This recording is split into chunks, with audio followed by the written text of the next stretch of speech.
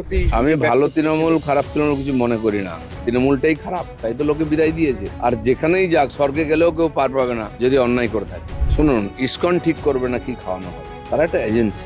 আগেও তো ছিল, সেই ডিমটা তো নেতারা খেয়ে নিত, তখন কিছু বলেননি কেন?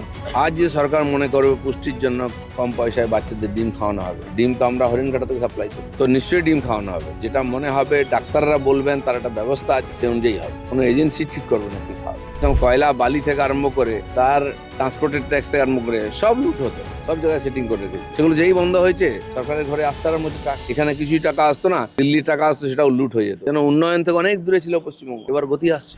বীরভূম গরিব কেন, মুর্শিদাবাদ গরিব, সারা দেশের দৃষ্টিতে আজকে এগুলো গরিব জেলা। কেন গরিব বোঝা যাচ্ছে, ওখানকার সম্পদকে লুট করছে কিছু লোক, সাধারণ জনতা গরিব আছে। ঘনিষ্ঠ ব্যবসায়ী আত্মীয় মিনার মন্ডল 15 কিলো সোনা 28.5 কোটি টাকা উদ্ধার।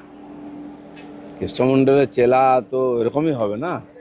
550 কোটি টাকার যদি ওনার বিরুদ্ধে কমপ্লেন থাকে, তাই 100-200 কোটি টাকা তো চেলা হবেই। কিভাবে লুট হচ্ছে, কেন বীরভূম গরিব, কেন মুর্শিদাবাদ গরিব, সারা দেশের দৃষ্টিতে আজকে এগুলো গরিব জেলা। কেন গরিব বোঝা যাচ্ছে, ওখানকার সম্পদকে লুট করছে কিছু লোক, সাধারণ জনতা গরিব আছে।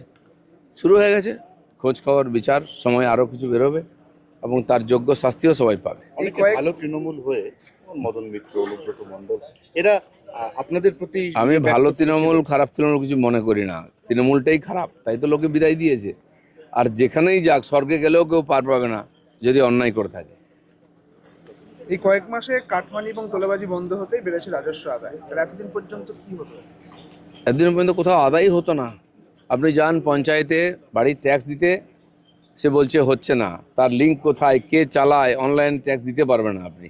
কেন? ইচ্ছা করে করা হয়েছে, টাকা পয়সা দিয়ে সেটিং করে সবাইকে লুট করা হচ্ছে। তো এই যে রাজস্ব, এত জমি বাড়ি বিক্রি হচ্ছে, বারবার হাত বদল হচ্ছে, কেন রাজস্ব আসতো না? সব সেটিং হয়ে যেত। সেজন্য যেখানে প্রাকৃতিক কয়লা বালি থেকে আরম্ভ করে তার ট্রান্সপোর্টের ট্যাক্স থেকে আরম্ভ করে সব লুট হতো, সব জায়গায় সেটিং করে রেখেছিল। সেগুলো যেই বন্ধ হয়েছে, সরকারের ঘরে আস্তার মধ্যে টাকা, এখানে কিছুই টাকা আসতো না, দিল্লির টাকা আসতো, সেটাও লুট হয়ে যেত।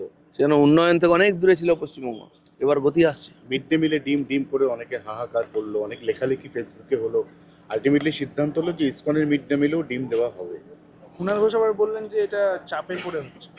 শুনুন, ইসকন ঠিক করবে না কি খাওয়ানো হবে, তারা একটা এজেন্সি।